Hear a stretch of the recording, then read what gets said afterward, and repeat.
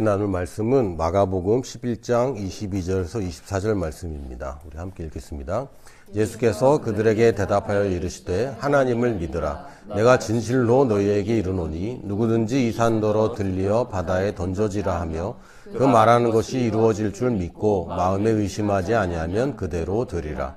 그러므로 내가 너희에게 말하노니 무엇이든지 기도하고 구하는 것은 받은 줄로 믿으라. 그리하면 너희에게 그대로 되리라. 아멘. 우리가 보통 이제 산을 움직이는 믿음 이렇게 통칭을 하기도 하고요.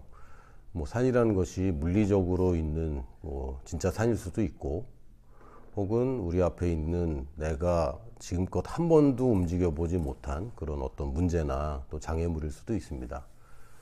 그래서 우리가 이 말씀을 이제 읽을 때 혹은 들을 때 혹은 묵상할 때마다 잘못하면 자꾸 산에 집중을 하게 돼요. 우리가 기도한다 그러면 하나님과의 교제가 떠오르고 하나님과 함께하는 시간이 좋고 이래야 정상인데, 원래 그게 맞는데, 이 잘못되면은 기도 제목이 너무 부각되는 거죠. 그래서 문제거리를 자꾸 지목하게 되는데, 내 문제를 해결하기 위해서 믿음을 이제 사용해야 된다, 이런 고정관념이 좀 있습니다. 내가 지금 믿음이 있어야 되는데, 믿음이 있어야 되는 목적은 문제를 해결하기 위해서. 근데 우리가 이 믿음을 수단화하기에는 좀 애로사항이 많습니다. 믿음은 사실은 수단이 아니라 목적에 가깝습니다. 물론 믿음 자체가 우리가 추구해야 되는 최상의 것이라고 할 수는 없어요. 그러나 믿음이 수단화되는 것보다는 차라리 그냥 믿는 것 자체로 그냥 만족하고 믿는 것 자체가 목적이 돼야지, 믿어서 뭘 갖겠다라고 이제 목적이 바뀌는 순간 자꾸 우리의 중심이 벗어나게 됩니다. 우리가 그리스도에서 중심이 벗어날 때 요동치는 것처럼 일단 그 중심에서 벗어나면서 믿음을 유지하는 것은 불가능합니다. 순간적으로 내가 말씀을 들을 때 믿음을 취할 수는 있지만 그 믿음으로 승리하기까지는 우리가 중심을 잘 맞춰야 됩니다. 그래서 믿음 자체를 갖는 것으로 만족해야지, 믿어서 뭘 하겠다라는 생각은 우리가 좀 버려야 됩니다. 첫 번째로 믿음은 얻어내는 것이 아닙니다. 내가 뭔가를 얻기 위해서 믿어야 되는 것이 아니라, 오늘 성경 말씀에 보면 받은 줄로 믿으라고 되어 있습니다. 그래서 이미 받았다고 믿는 것이지, 믿어서 받아야 되겠다라는 것은 일단 믿음의 정의조차 지금 어그러진 것이죠. 근데 믿어서 뭘 받아야지, 치유를 믿어서 치유 받아야지, 재정 분야에 대해서 믿어서 나는 축복을 받아야지, 잘 믿어서 잘 받아야지, 요거는 믿음의 정의에서 이미 벗어났습니다. 믿음이라는 것은 내가 없는 것 같이 느껴지고 내 눈에 보이지 않고 만져지지 않지만 이미 받았구나, 이미 받았고 나는 이미 받았기 때문에 지금 이 타이밍에 등장할 필요도 없고, 결국 내 눈앞에 등장할 필요가 없는 거예요. 왜? 나는 이미 받았기 때문에. 여러분이 어떤 토지 거래를 하거나 부동산 거래를 하면 그 토지에 그것이 소유권이든 사용권이든 간에 그거를 들고 다녀야지 여러분 거라고 인식이 되는 건 아닙니다. 꼭 그 땅에 가서 만지고 있어야 내 것이라고 인식되는 게 아니라, 계약을 했고 그러면 거기에 내가 있지 않더라도 이미 그것은 내 것이라는 것은 분명한 것이죠. 그리고 몇 월 며칠부터 내 거로 소유권을 이전하겠다고 계약을 하면 그것은 내 것이라고 인정되는 것입니다. 여러분이 어떤 대출을 받거나 할 때도 계약서 가지고 대출을 받잖아요. 왜 그렇습니까? 그게 내 걸로, 혹은 사용권이든 소유권이든 내 것으로 인정되기 때문에. 하나님께서의 말씀, 하나님 주신 말씀은 우리가 주로 이제 계약하는 그런 계약서보다 훨씬 더 강력하고 효력이 있습니다. 그러면 하나님이 주셨다고 얘기한 것은 내가 받았다고 하는 것이 믿음인 것이지, 하나님은 주셨다고 하는데 나는 아직 못 받은 것 같으니까 믿음을 가져서 받아내야지 라고 하는 믿음의 수단화가 되는 것은 이미 어그러진 거예요. 그건 잘못 접근하는 겁니다. 믿음은 이미 받았다고 믿는 것이고, 내가 지금 여기 있느냐 없느냐, 받았느냐 안 받았느냐가 지금 우리가 초점이 아니라, 하나님은 누구시고 하나님의 말씀은 신뢰할 만한가, 여기에 초점을 맞춰야 되는 것이죠. 그래서 하나님이 신뢰할 만한가, 이 신뢰부터 시작해야 온전한 믿음인데, 마치 믿어서 내가 이 땅에서 잘 누리려고, 혹은 믿어서 풍족한 생활을 살려고 믿어서 문제를 해결하려고 하는 것은 이미 그 하나님을 신뢰하기보다는 나 중심적인 사고입니다. 어느샌가 내가 하나님 위에 있고 내 거를 자꾸 주장하게 되는데, 그래서 우리가 믿음이라고 얘기할 때는 이 믿음이란 것은 하나님을 신뢰하는 것, 그분의 말씀을 신뢰하는 것부터 시작하는 것이고, 구체적인 믿음에 대해서는 하나님의 말씀이 기반이 아닌 것들은 사실은 믿음이라고 부를 수 없습니다. 그리고 성경에 보니까 이 모든 것이 이미 너희에게 필요한 것을 다 알고 계신다라고 되어 있습니다. 마태복음 6장 30절에서 34절을 보면 오늘 있다가 내일 아궁이에 던져지는 들풀도 하나님이 이렇게 입히시거든. 아주 시적인 표현이기도 하고 아주 멋진 표현입니다. 가끔 이런 생각해요. 꽃이 저렇게 예쁠 필요가 있나? 없잖아요, 사실. 꽃이라는 거 그거 뭐 어디서 펴서 죽는지 우리는 알 필요도 없고, 저 산속에 지금도 꽃이 피고 죽어가고 뭐 생물들이 태어나고 할 텐데 그렇게 예쁠 필요 없거든요. 색이 예쁠 필요도 없고. 그런데도 하나님은 하여튼 그렇게 예쁜 거 만드는 걸 좋아하셔서 그렇게 꽃 하나까지도 그렇게 자동적으로 예쁘게 피고, 또 때가 되면 지고 씨를 품고 또 씨를 뿌리고 또 다시 거기서 꽃이 피고, 하나님이 이런 것까지 다 신경을 쓰시는 분이다 라고 얘기를 하시면서, 하물며 너희일까 보냐 믿음이 작은 자들아, 그러므로 염려하여 이르기를 무엇을 먹을까 무엇을 마실까 무엇을 입을까 하지 말라. 성경에서는 무엇을 먹을까 무엇을 마실까 무엇을 입을까 그런 거 하지 말아라 그러는데, 우리가 믿음을 사용한다고 하면서 자꾸 여기에서 벗어나지 못하는 경우가 있어요.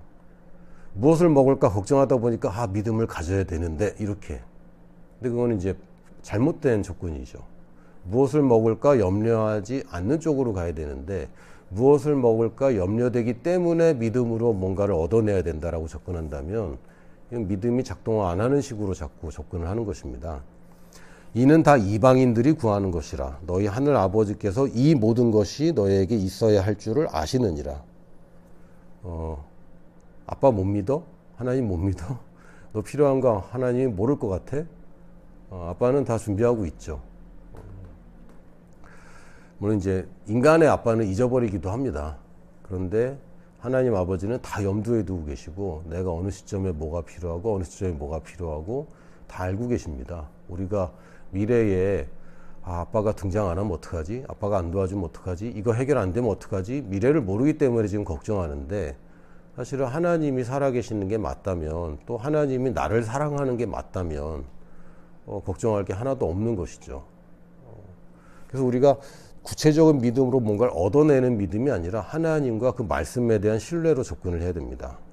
그러면서 뭐라고 되어 있냐면 33절에 그런즉 너희는 먼저 그의 나라와 그의 의를 구하라. 그러니까 중심이 어디에 있는지를 체크를 해라. 뭐가 목적인지를 다시 잘 살펴봐라. 그리하면 이 모든 것을 너희에게 더하시리라. 그러므로 내일 일을 위하여 염려하지 말라. 내일 일은 내일이 염려할 것이요 한날의 괴로움은 그날로 족하니라.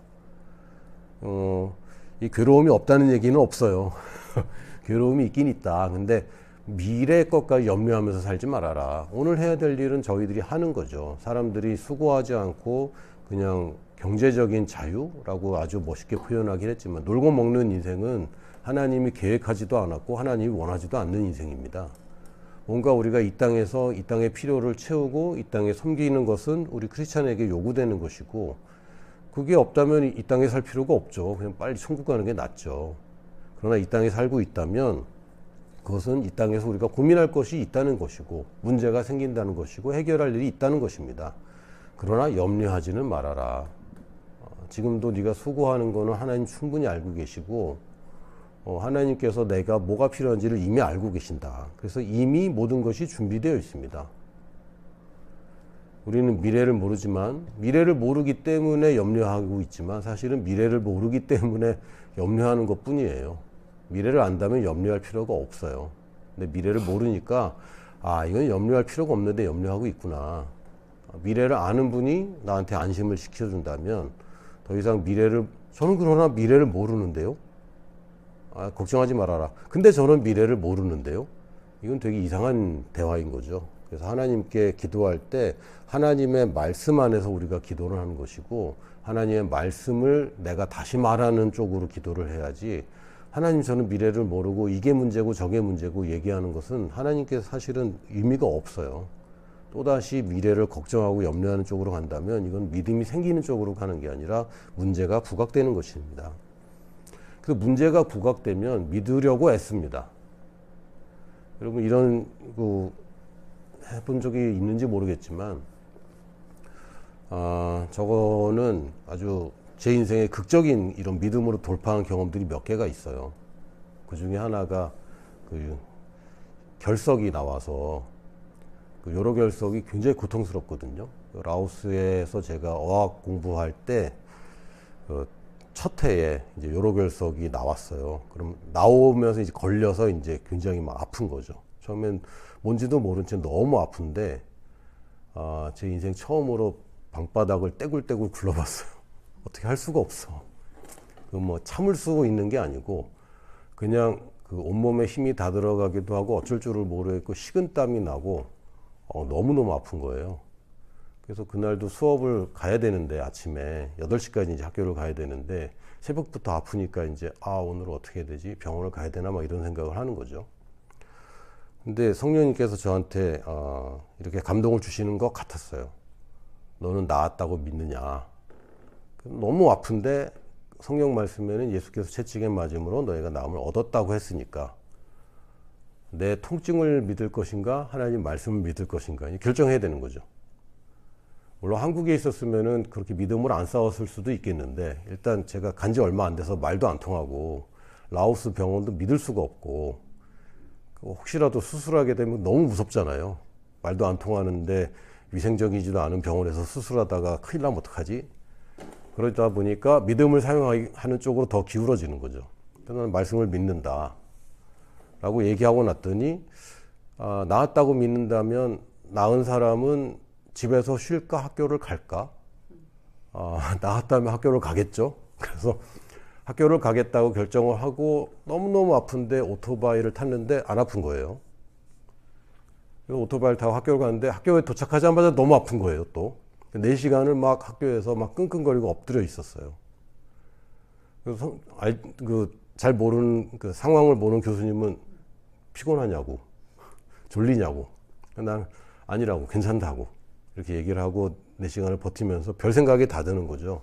앰뷸런스를 불러야 되나? 라오스는 앰뷸런스를 몇 번으로 불러야 되지? 뭐라고 얘기해야 되지? 여러 결성을 라오스 말로 뭐지? 모르는데 그렇게 막 고민도 하다가 아니야 난 나았어 막 이렇게 씨름을 하다가 집에 돌아올 때 되니까 또 괜찮아. 오토바이 타다가 아프면 위험하잖아요. 근데 또 괜찮아 집에 왔어요. 집에 왔는데 또 아파. 막 방바닥을 막 구르다가 또 성령님께서 저한테 감동을 주시기를 넌 진짜 나았다고 믿냐? 그 믿는다. 그랬는데 그럼 정말 나았으면 넌 뭘 할 것 같냐? 기뻐서 춤을 출 것 같아요. 그러면 그걸 해야 되겠다 이런 생각이 든 거죠. 그래서 일단 방문을 잠그고 집사람이 보면 창피하니까 방문을 잠그고 그 다음에 혼자서 춤을 췄습니다. 난 나았다 그러면서 막 땀을 흘리면서 막 인상은 있는 대로 쓰면서 막 춤을 추다가 너무 아파갖고 살짝 기절했어요. 너무 아픈데 그냥 정신을 잃었어요. 그래서 깼는데 싹 나은 거죠.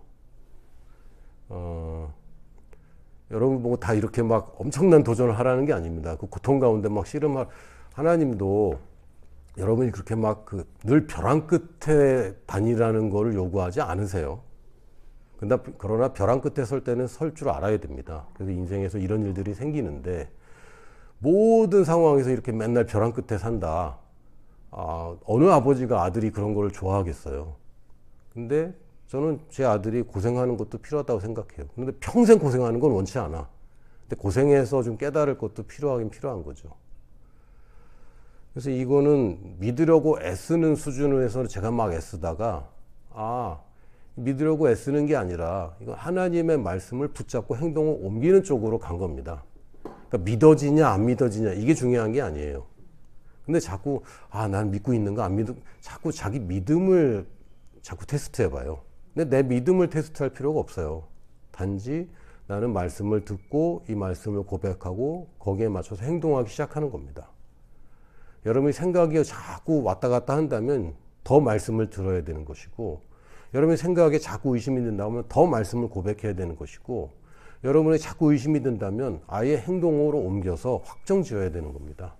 단지 이렇게 믿음으로 사는 것이지, 믿음이 있느냐 없느냐, 생겼냐 안 생겼냐, 믿어지냐 안 믿어지냐 애쓰는 것은 지금 초점을 잘못 맞춘 거예요. 지금 해결할 수 없는 쪽으로 자꾸 가는 겁니다.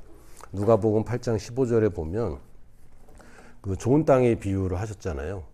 좋은 땅에 있다는 것은 착하고 좋은 마음으로 말씀을 듣고 지키어 인내로 결실하는 자니라.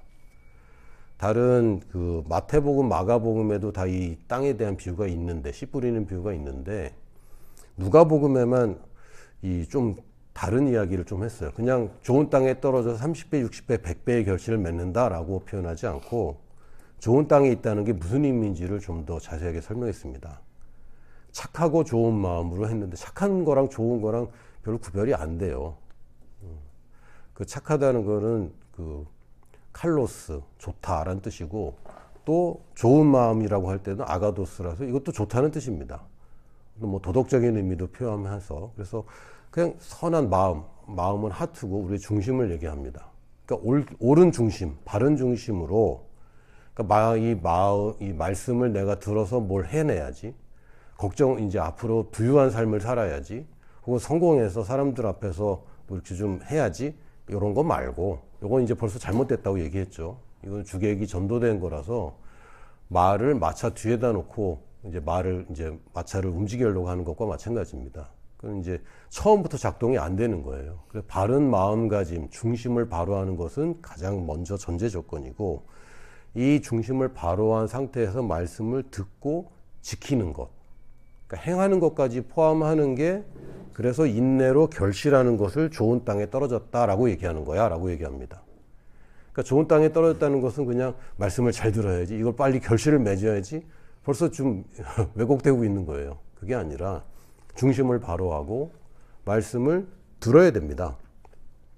씨가 문제가 아니라 밭이 문제인 거예요. 씨는 아무 문제가 없습니다. 지금 내 중심이 어디 있는지 이걸 먼저 체크해야 되고요. 그래서 말씀을 듣고 그것을 지켜내는 것. 그래서 또 바른 중심을 갖는 것은, 다르게 얘기하면 말씀을 듣고 말하고 행하는 것. 사실은 이게 다 하나입니다. 사실은 말씀을 듣는 것, 말씀을 듣지 않으면 믿음 자체가 안 생기거든요. 그래서 믿음을 가지려고 애쓰는 게 아니라 말씀을 들으려고 애쓰는 겁니다.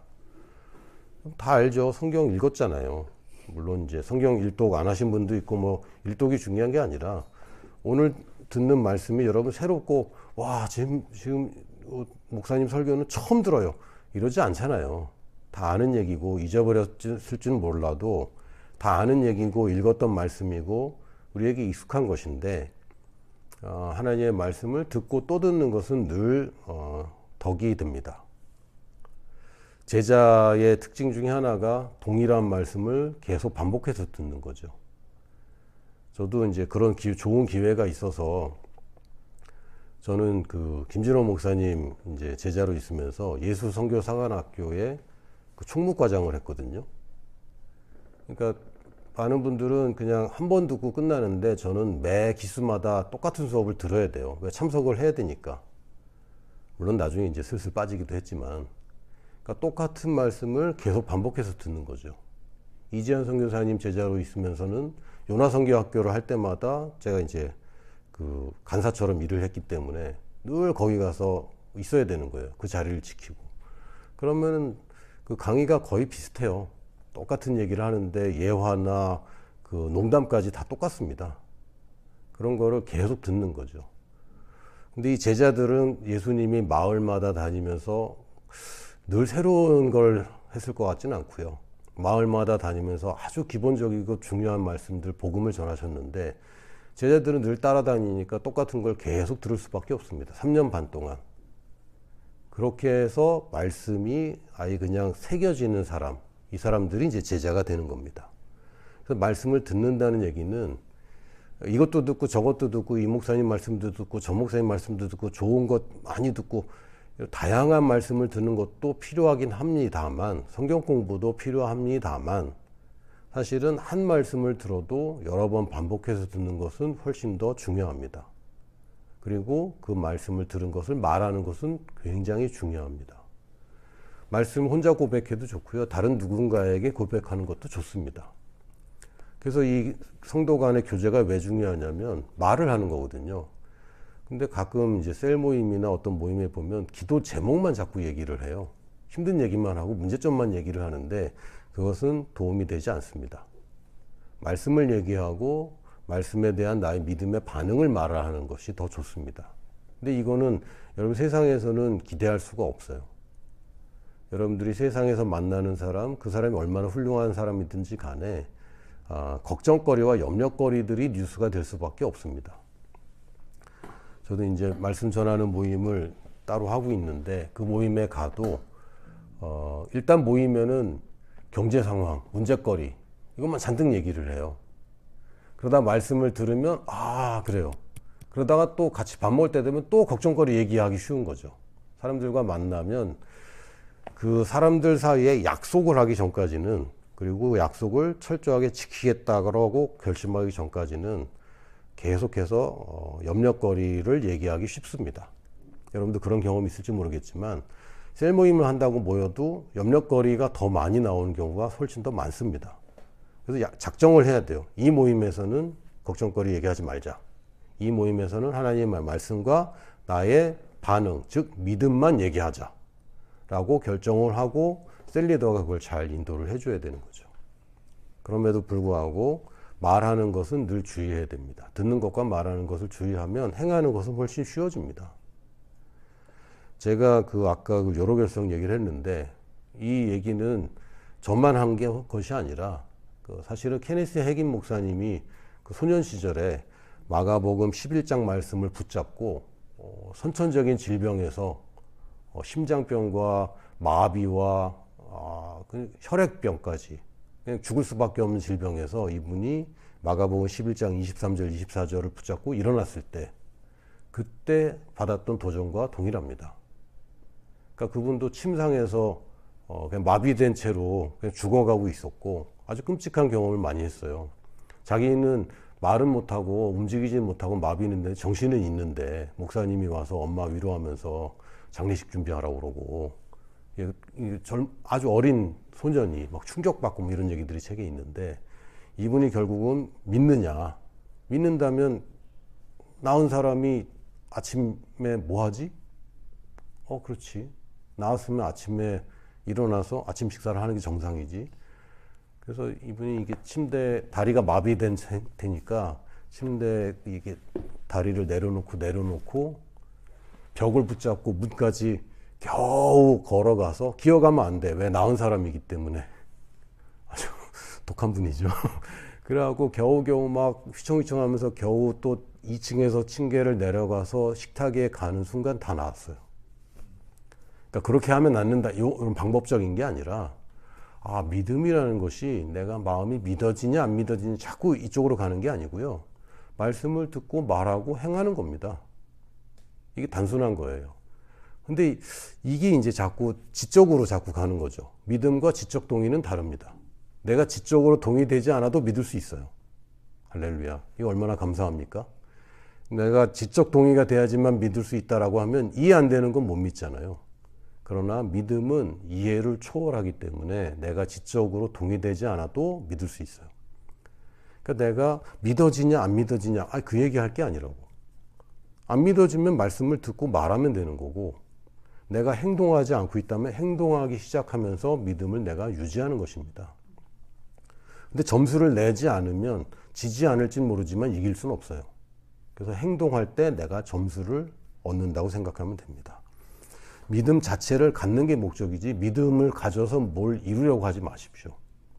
믿음을 갖는 것이 목적이고 왜냐하면 히브리서 11장 6절에 보면 믿음이 없이는 하나님을 기쁘시게 하지 못한다. 그러니까 믿음 자체가 하나님을 기쁘게 하는 겁니다. 그래서 나는 믿음으로 사는 거예요. 믿음으로 살아서 문제를 해결하려고 하는 것도 아니고 믿음으로 살아서 건강하게 살려고 하는 것도 아니고 믿음으로 살아서 돈을 많이 벌려고 하는 게 아닙니다. 믿음으로 사는 게 내 방식인 거고 믿음으로 사는 것 말고는 내가 취할 방식이 없고 의인은 오직 믿음으로 사는 겁니다. 그래서 믿음으로 사는 삶 자체가 내 목적인 것이지 나는 믿음으로 살고 나머지 부수적인 것들은 그냥 사소한 것들이고 결과는 보장되어 있을 뿐이지 그게 나의 목적은 아닙니다. 하나님께 나아가는 자는 반드시 그가 계신 것과 또한 그가 자기를 찾는 자들에게 상 주시는 이심을 믿어야 한다. 나는 믿는 거예요. 믿음은 나의 목적입니다. 믿음으로 사는 것은 나의 목표입니다. 하나님을 위해서 믿는 거죠. 나를 위해서 믿는 게 아닙니다. 그렇다고 여러분 희생한다는 얘기가 아닙니다. 하나님을 위해서 믿음으로 살아서 나는 희생하고 하나님께 영광 돌린다. 이것도 잘못된 극단이고 나 자신을 위해서 믿으려고 애쓰는 것도 이것도 잘못된 극단입니다. 그 누가복음 19장에 보면 열문화의 비유가 있어요. 뭐 달란트의 비유도 있고 문화의 비유도 있는데 살짝 그 초점이 살짝 다릅니다. 열문화의 비유를 보면 어떤 귀인이 왕위를 받아가지고 오려고 먼 나라로 갈 때 그 종 열을 불러 은화 열문화를 주며 이르되 내가 돌아올 때까지 장사하라 하니라. 이제 한 사람한테 한 문화씩 주면서 장사하라고 한 겁니다. 그러고 나서 세월이 흘러서 이제 그 왕위를 받아가지고 오려고 했으니까 이게 굉장히 긴 세월은 아닐 것 같아요. 물론 그 당시 이동수단이 뭐 원활하지 않으니까 어쩌면 뭐 1년이 넘을지도 모르겠지만 그렇다고 막 10년 후에 돌아오고 그런 건 같지는 않습니다. 뭐 인생 내내 막 이런 것 같지는 않고 하나님이 내게 뭔가를 맡기셨는데 그 짧은 기간 안에 뭐가 될 거, 그러니까 뭐 크다기보다는 작은 거죠 사실은. 그걸 맡기셨고 그 중에 한 종이 그 첫째가 나와 이르되 주인이여 당신의 한 문화로 열 문화를 남겼나이다. 이 사람이 1000% 성장을 했어요. 10배를 벌었습니다. 주인이 이르되 잘하였다 착한 종이여 내가 지극히 작은 것에 충성하였으니 10고을 권세를 차지하라고. 그러니까 하나님이 내게 주신 인생 자체가 내 거라고 자꾸 착각하면 걱정돼요. 그렇지 않습니까? 여러분이 직장 생활을 할 때는요 회사 걱정 안 해요. 회사 걱정 되나요? 월급 못 줄까봐 걱정되는 거지 우리 회사 망하면 큰일인데 이런 생각 잘 안 합니다. 근데 사업자가 되면 별게 다 걱정 신경 쓰이는 거죠. 모든 게 다 신경 쓰이고 월급 주는 역할 위치가 되면요 이건 보통 무거운 게 아닙니다. 그러니까 내 인생이 내 거라고 생각하면 무거워요. 아, 내 인생은 예수님 거구나.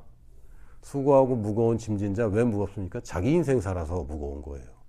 그러나 예수님과 동행하는 거고 난 그냥 고용된 사람처럼 마치 그냥 고용된 당나귀처럼 가는 거는 무겁지 않다고 얘기합니다. 왜? 내 인생이 아니고 이건 뭐 하나님께 속한 것이고 지금 있는 내 시간과 내 재물과 나의 능력 또 하나님께서 주셨고 하나님을 위해 사용하다가 그냥 내가 안 가지고 가는 거 아닙니까? 이건 내 거가 아니구나. 근데 이 사람이 이 종이 뭐라고 그러냐면 한 문화를 준 겁니까? 맡긴 겁니까? 맡긴 겁니다. 그래서 이 사람이 열 문화를 벌으면 자기 거예요? 주인 거예요? 주인 거죠. 그래서 주인한테서 받아서 남겨서 주인께 드리는 겁니다. 그랬는데 주인은 뭐라냐면 10고을 권세를 차지해라. 고을은 누구 거예요? 이 사람 겁니다. 근데 다스릴 권세를 준다는 거죠. 그러니까 소유가 아니라 다스릴 권세가 있는 겁니다. 그러니까 우리 인생은 내가 소유하는 게 아니에요. 내가 다스릴 권세가 있는 것이고 하나님이 맡겨준 인생입니다. 그럼 이제 걱정할 필요가 없는 거죠. 만약에 망하면 어떻게 해요? 우리 사장님 거니까 상관없어요. 여러분 어때요? 그 직장 생활할 때 막 어떤 사람은요 굉장히 아껴 쓰는 사람도 있습니다. 그 뭐 좋은 생각일 수도 있어요. 근데 대부분의 사람들이 남의 돈으로 가는 거는 출장이나 이런 거 좀 덜 아끼죠. 내 거 아니니까 걱정도 안 하고. 여러분들이 내 인생이 내 것이라고 생각하는 동안에는 주인이 자기 자리에 있고요 중심이 안 맞는 상태입니다.